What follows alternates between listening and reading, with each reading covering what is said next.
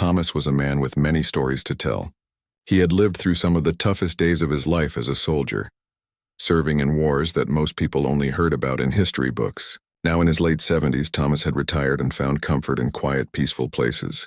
His days were filled with visiting memorials, reading books, and occasionally spending time with his old military friends. But despite the calm, there was always a lingering feeling of something missing. He couldn't quite put his finger on it, but he felt as though he needed closure, something he hadn't fully achieved in all the years since leaving the service. That day, Thomas had decided to visit a place that held special meaning. It wasn't just any monument or museum. It was a location that resonated deeply with him. He was standing outside Buckingham Palace, the heart of London.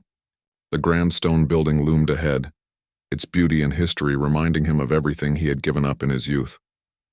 Today he wasn't there to see the palace, but something else, something that always caught his attention: the royal guards. He had seen them in countless pictures and documentaries, standing still like statues guarding the palace with utmost discipline. Their uniforms, shining with pride, and the way they stood unmoving for hours at a time, fascinated Thomas. He could almost feel the pressure of the duty they had to uphold. Being a soldier himself, Thomas understood the weight of responsibility and the toll it could take on a person. As he stood there, watching the guards march back and forth with mechanical precision, his mind wandered back to his own days in uniform.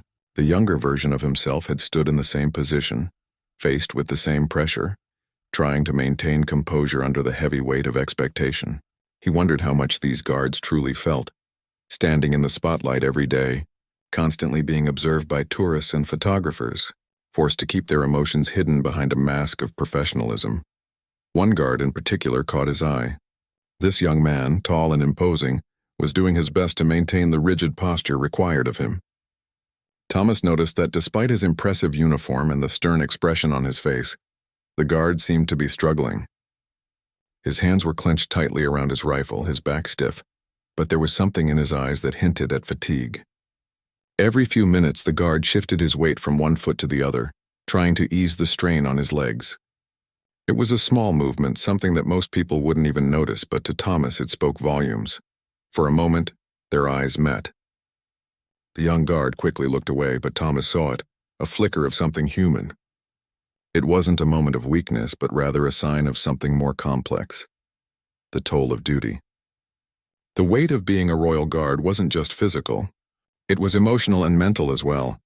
Thomas could see that the young man was doing his best to keep his composure, but there was something inside him that wanted to break free from the constant pressure of his position. Thomas felt a connection to the guard, an unspoken understanding. He had been in the guard's shoes once, feeling the eyes of the world on him, knowing that his every move was being scrutinized. He thought about how, in his younger days, he had faced similar struggles, often battling the fatigue that came with long hours on duty. But what struck him more than anything was how isolated the guard seemed. It was clear that no one could truly understand what he was going through. Not the tourists who snapped photos, not the passers-by who took the guard's unwavering discipline for granted. No one could see the human side of the soldier. As he stood there, Thomas felt a deep sympathy for the young man. He understood what it was like to hide emotions behind a mask. The royal guards, despite their stern exterior, were human beings with their own struggles. In that moment, Thomas made a decision. He wasn't just going to be another observer of this young guard's suffering. He was going to do something about it. Taking a deep breath, Thomas moved closer to the line of guards. He wasn't sure how to approach this young man, but he knew one thing for sure: he needed to reach out. There was something about the guard's expression, something in his body language that told Thomas that he wasn't alone. As Thomas moved closer, he could hear the soft shuffle of feet behind him and the murmur of tourists who were too busy taking photos to notice the real story unfolding before them. The guard, still standing at attention, didn't see Thomas coming. When they were only a few feet apart, Thomas cleared his throat softly. At first, the young man didn't react. He was too focused on maintaining his post. But then slowly he turned his head and their eyes met once more. "Are you all right, son?" Thomas asked gently, his voice carrying the weight of experience. The guard seemed to hesitate, as if unsure how to respond. It wasn't every day that someone approached him with such a question. But there was something about Thomas's kind, weathered face that made him pause. Perhaps for the first time in a long while, someone was acknowledging that he was more than just a soldier in a uniform. He was a person, with feelings, struggles, and burdens. The young guard didn't say anything at first. He stood frozen for a moment, unsure whether to break character. But then, with a small, almost imperceptible sigh, he nodded slightly. "Just tired, sir," he muttered quietly, his voice barely audible over the sounds of the crowd around them. Thomas nodded in understanding, a small smile tugging at the corners of his lips. He knew that wasn't the whole story. There was more behind that one word, more than the guard could express in such a public setting, but it was enough for now. "I understand," Thomas said. "It's not easy, is it?" The guard seemed to relax just a little, though only by a fraction.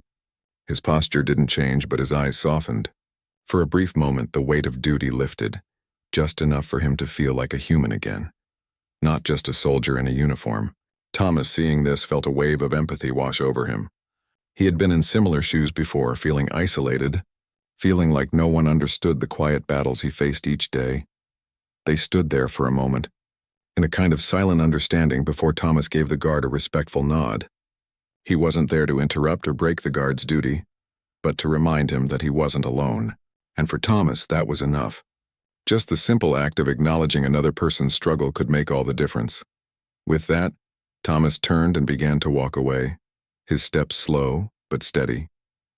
He glanced over his shoulder one last time and saw the guard standing as still as ever, his rifle resting firmly in his hands.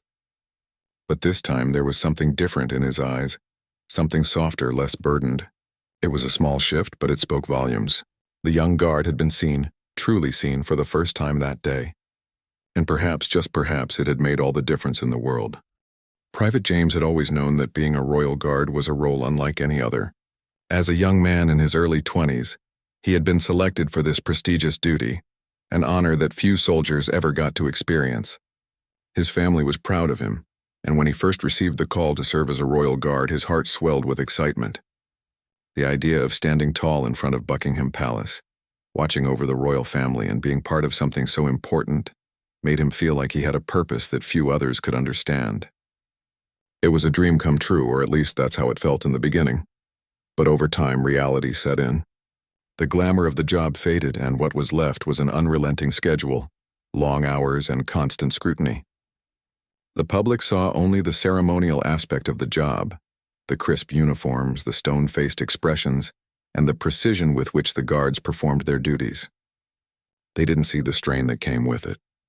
They didn't see the weight of being watched all the time, the pressure to remain perfect in every moment, even when the world around you was constantly moving.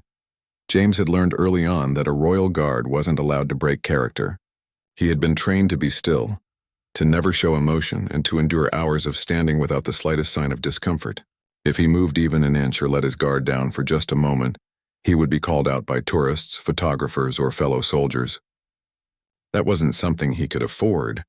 His training was strict, and there were no shortcuts. Every second of his duty was meant to be a display of strength, discipline, and unwavering commitment. The training itself had been grueling. James had spent months learning how to stand still for hours on end. He learned how to keep his posture perfect, even when his legs felt like they were going to give way. He had to endure the long, hot summer days standing in the sun with barely a break, and the bitterly cold winter months when his hands were stiff with frostbite. But it wasn't just the physical challenges that wore him down. The emotional toll was perhaps even greater. Day after day, James stood there surrounded by a sea of strangers. The tourists came from all over the world, snapping pictures, laughing, and making comments about his uniform. To them, he was just another part of the scene, another piece of history frozen in time. They didn't see the human being standing in front of them, the soldier who had left his family behind and come to London to serve. They didn't see the loneliness in his eyes when he finally allowed himself to blink. They didn't know that behind the stoic mask was a young man who longed for the comfort of human connection, someone who needed to talk, to be seen as more than just a statue. James missed his family. He missed the quiet evenings at home with his parents and siblings, the sound of his mother's laughter and the warmth of his father's firm handshake. He missed the camaraderie of his friends from basic training, people who understood what it was like to face danger and hardship together. But here, Standing in front of Buckingham Palace, he felt as though he was a world away from everything that mattered. There were days when the isolation felt overwhelming. James couldn't escape the feeling of being trapped in his own thoughts, stuck in a role that required him to shut off his emotions completely. He had learned to compartmentalize his feelings, to keep them buried deep inside, away from the eyes of the public. It was the only way to survive in a job like this. But it wasn't easy. Some days were harder than others. One afternoon, as he stood at his post, he felt the weight of the day pressing down on him. It had been a long shift, and the sun beat down on him relentlessly. Sweat trickled down his forehead, but he dared not wipe it away. His hands, gripped tightly around his rifle, were beginning to feel numb. His legs ached from standing in the same position for hours, and his back felt stiff from the rigid posture he was forced to maintain. But what troubled him the most was the loneliness he felt in the pit of his stomach. It was the kind of loneliness that crept up on you slowly, like a shadow, until you realized that you were the only one left in the room, the only one left in the world. For a moment, James allowed himself to glance around. The crowds of tourists were milling about, laughing, taking pictures, and pointing at the guards. Some of them even waved at him, expecting him to acknowledge them, to smile or to nod, but he couldn't. He couldn't afford to show any sign of weakness. He was a royal guard, and he had a job to do. He caught sight of an elderly man who was standing off to the side, observing the scene. The man was watching the guards with a look of curiosity in his eyes, as though he understood something that the others didn't. There was a quiet dignity in the way the man stood, his hands clasped behind his back. James couldn't help but feel a connection to him. The elderly man seemed different from the rest of the tourists. He wasn't snapping pictures or making jokes. He was simply observing, perhaps recognizing the silent struggle that each guard faced. For just a brief moment, James allowed himself to relax slightly. His shoulders dropped a fraction and his posture softened. But he quickly caught himself. No, he couldn't do that. He had to remain vigilant. He couldn't show any sign of weakness, not here, not now. But even so, that moment of softness lingered in his mind, like a small crack in the fortress he had built around himself. As the day wore on, James's exhaustion grew. The crowd didn't let up, and the constant noise of voices, laughter, and camera clicks only made it harder to focus. He tried to remind himself of his duty, of the honor he had been given to stand guard at such an important place. But the thoughts of home, of his family, of the life he had left behind, began to creep into his mind once more. He longed for a conversation with someone who understood, someone who didn't expect him to be perfect all the time. He wanted to talk about the things he missed, the things he was struggling with. But there was no one, not here, not now. In the distance, he could see the man again, the elderly figure who had been watching him earlier.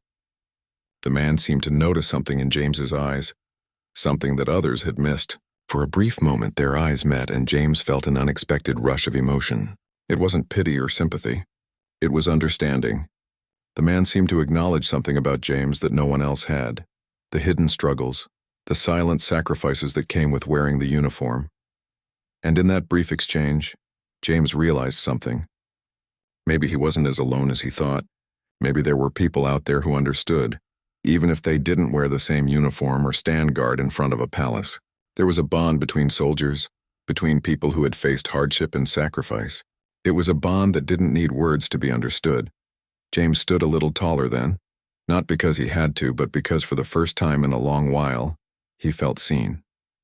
Not as a royal guard, not as a soldier standing at attention, but as a human being. And that, in that moment, made all the difference. Thomas had watched the young royal guard for a while now, and as he walked away from the crowds and toward the side of the palace where the guards changed shifts, something inside him urged him to act. He wasn't sure why, but it felt like this moment had been quietly building up in his mind.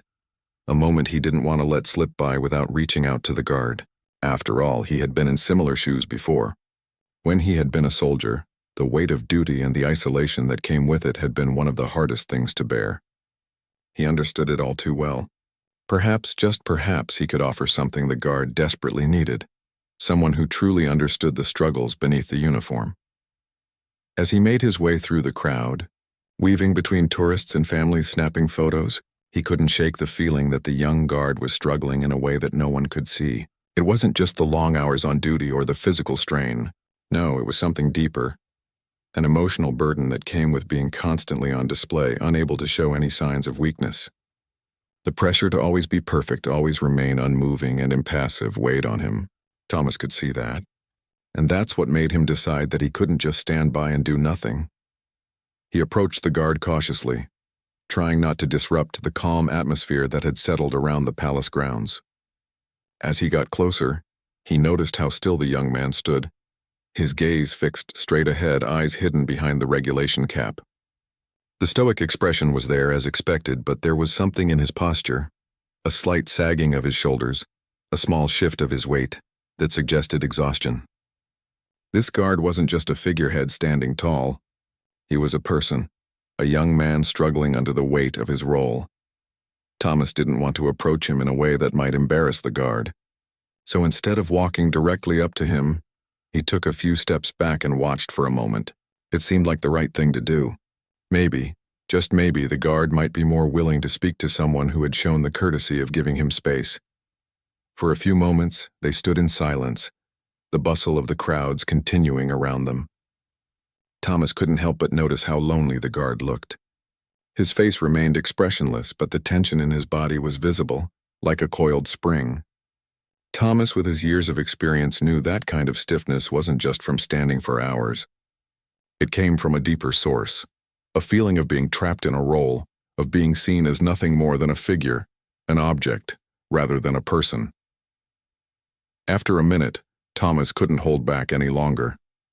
He stepped closer, just enough so that the guard could hear him, but not so close that he would invade his space. He cleared his throat gently. "You doing all right, lad?"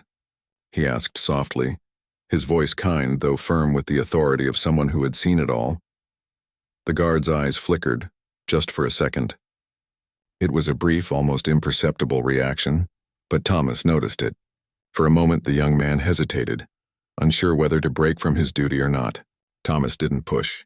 He simply waited, standing at a respectful distance. The guard stood there for a moment, still like a statue, but the tiny shift in his posture suggested that he was listening. Finally, after what felt like an eternity, the guard's lips parted, and his voice came out in a quiet whisper. "It's been a long day, sir," he said, his words barely rising above the hum of the crowd. It was the first time Thomas had heard the guard speak in such a vulnerable tone. The voice sounded tired. Not just physically, but emotionally too. Thomas smiled gently, understanding more than he could express. "I know how that feels," he said, his voice filled with empathy. "I spent many years in your shoes, standing at attention, holding it all in. But I'll tell you something. Sometimes it's okay to let it out. It's okay to talk about it." The guard's gaze shifted slightly, and for a moment Thomas thought he saw a flicker of hesitation in his eyes. He looked as if he was debating whether to continue the conversation or retreat back into the rigid structure of his duty. But Thomas didn't back down. He wasn't there to challenge the guard's professionalism. He was there to offer him something that he, too, had once needed during his own service, a sense of connection, a moment where he could just be human again. "I don't know, sir," the guard said, his voice still quiet but now tinged with a hint of frustration. "I've got to stand here. People take pictures of me. They expect me to be perfect. It's like I'm not even a person sometimes." He paused for a moment, taking a small breath. "I've been doing this for months now, and I don't know how much longer I can keep up this act." Thomas nodded, a small sigh escaping his lips. "I understand," he said. "When I was your age, I had a lot of the same thoughts. But you know what? You're not alone in this. We all go through these moments. I did it too, standing watch for hours, barely able to move. But it's important to remember that being a soldier, being a guard, doesn't mean you have to hide your humanity. It doesn't mean you can't feel." The guard seemed to absorb his words, his eyes softening slightly. "I don't know how to break character," he admitted, his voice still carrying that quiet strain. "What if people see me and think I'm not doing my job?" Thomas smiled again, this time more broadly. "I've been there," he said warmly. "And I'll tell you something. The best soldiers, the best guards, they're the ones who know that they don't have to be perfect all the time. The ones who can show their humanity, their heart. You're a guard, yes, but you're also a person. Don't forget that." For a moment there was silence between them. James stood there, his eyes now no longer locked straight ahead, but now looking at Thomas as if he were seeing him for the first time. The years of training, The hours of rigid discipline had not prepared him for this moment. No one had ever told him that it was okay to let go, to speak about the struggles he was facing. No one had ever told him that it was okay to feel. Thomas placed a hand on the guard's shoulder gently, a gesture of reassurance. "You're doing a great job, lad," he said, his voice full of pride. "But just remember, it's okay to ask for help. It's okay to let your guard down sometimes, even if it's just for a moment." James stood a little straighter, his shoulders relaxing just a fraction. It wasn't much, but it was enough. In that small, quiet moment, a bond had formed between the two of them. The guard, who had felt isolated and trapped in his role, now realized that he didn't have to do it all alone.